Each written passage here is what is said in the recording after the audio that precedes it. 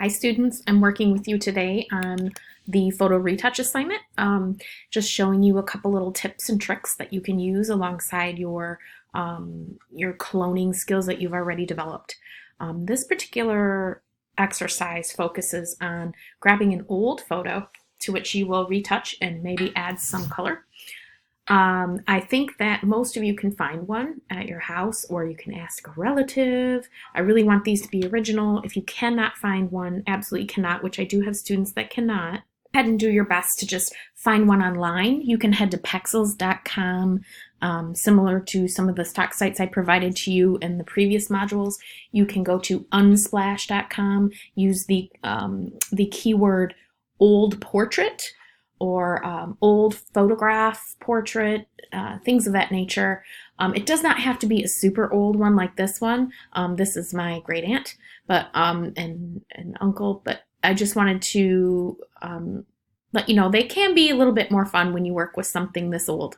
Obviously, you'll find what you find, and just do your best to kind of gather something that might be needing fix, like it's been torn, or it's just super old. So what we're going to do in this video is I'm going to show you what you want to do is launch Photoshop, and obviously, and then note that you're going to have to select certain areas of this photo. And so we're going to go with the quick select tool, which we haven't worked much in the videos with yet. But what I want you to do is go up to the image mode and make it a CMYK photo if you haven't already. Make sure that you are fitting the photo to the workspace. So do a Command or Control 0. That kind of gets it right within the working space that you need. And make sure you have your layers panel kind of pulled out and ready to go, because that's what we're going to access some of these adjustments and blend modes that we need.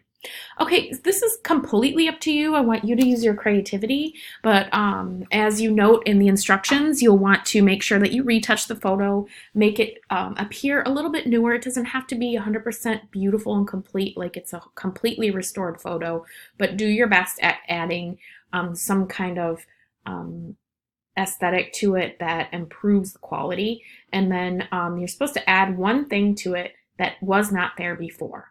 For example, I can add a bird up here, or I can add maybe something funny like an iPhone in his hand. I would love to see what you guys have to show me. Having fun is part of the game here in class, and Photoshop allows us to do that. So please surprise me, have fun with it. But to get to that point, you're going to want to go to the quick selection tool after you already make a CMYK. And then what you want to do is I'm going to select, just kind of broadly select.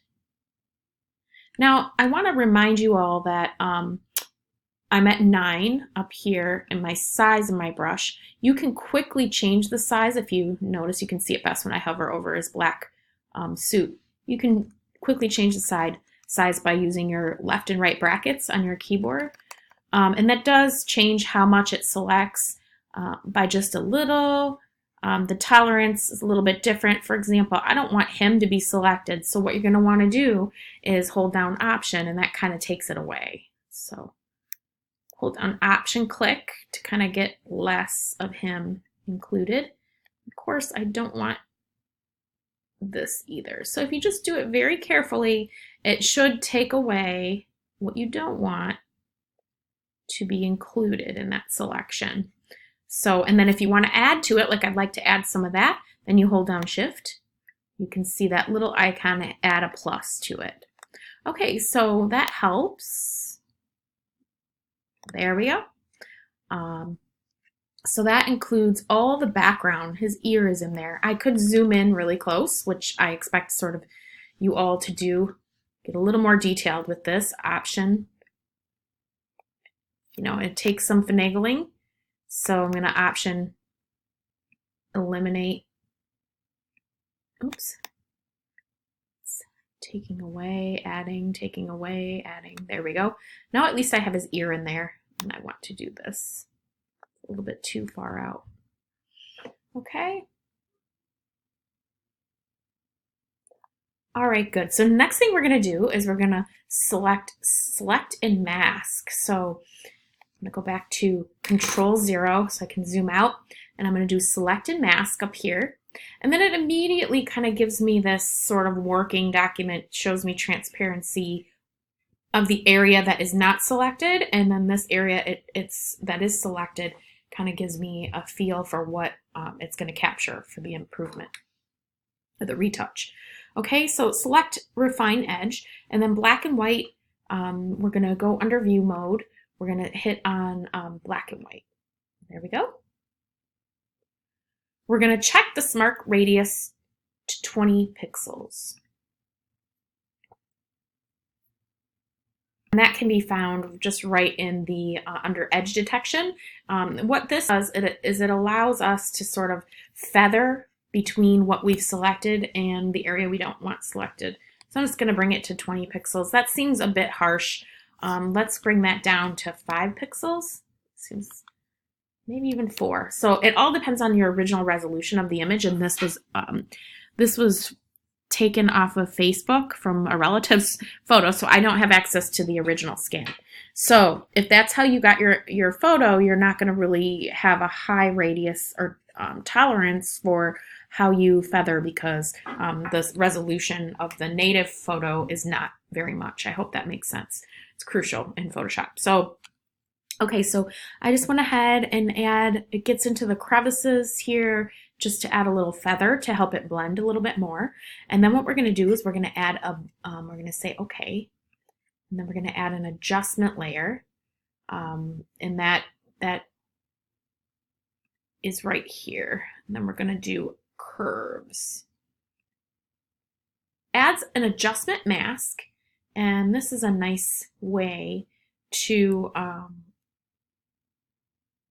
change areas.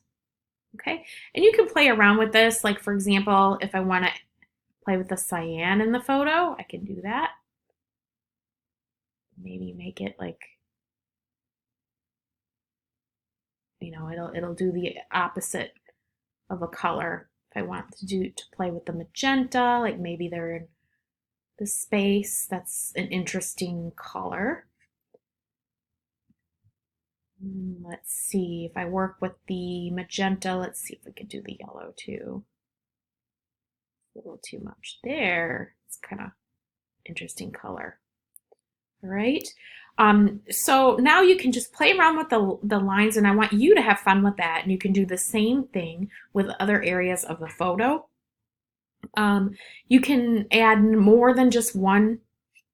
So if we go back and we add yet another one, another curves. Of course, I might want to select something different too. Let's go ahead and delete that one. So if I go back up to my quick select and say I get the floor in this situation option, I do not want these weird looking flowers. Okay.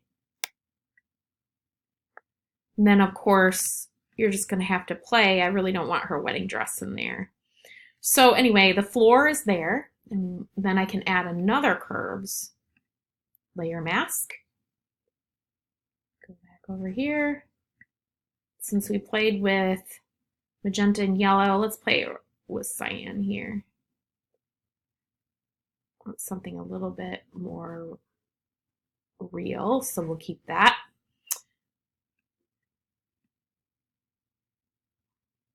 Put the black too there. Darken it up just a little bit, make it look like a wood floor, like it probably is.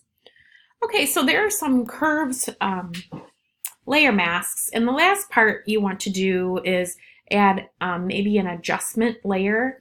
I could go ahead and first quick select him, Uncle Charlie, then I'll hold shift, and I'm grabbing all of her. I want to saturate them because they're really light, and I want to make sure that that floor does not get in there. Right? So we're going to add an adjustment layer here. Hue, saturation. And I want to saturate them quite a bit. And of course, the color gets a little crazy, but at least they're becoming a little bit more dark. You can adjust the lightness depending on what yours looks like, and then the hue as well. If it looks too yellow, just try and get it to a point where you like it. So these are some broad ways that you can color correct as well, which I will cover in a few other videos within the instructions. So check those videos out too. Okay, I'll see you in those videos. Enjoy this exercise on color and photo restoration.